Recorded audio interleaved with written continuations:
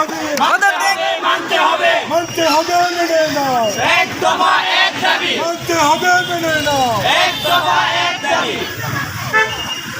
যাই হোক আমাদের এই আন্দোলন যতদিন পর্যন্ত পদত্যাগ না করে বা তার বদলি না করে আমরা চালিয়ে যাব। আমরা এখান থেকে পিছপা হব না, এই মন মানসিকতা আমাদের সবার থাকে। আমি স্পষ্ট ভাষায় বলতে চাই, আমাদের কোনো নার্স, কোনো নন নার্সিং ক্যাডারদের তত্ত্বাবধানে কখনো কাজ করবে না। আমরা চাই আমাদের সকল পদে, মহাপরিচালক থেকে শুরু করে নার্সিং ইনস্ট্রাক্টর, সকল পদে নার্সদেরকে পদায়ন করা হবে। আমি জনাব প্রধান উপদেষ্টা এবং স্বাস্থ্য উপদেষ্টার সদয় দৃষ্টি কামনা করছি এবং এই দাবি জানাচ্ছি যে আমাদের দাবিগুলো মেনে নিয়ে নার্সিং সেক্টরের মান উন্নয়ন করে আপনি আমাদের পাশে থাকবেন।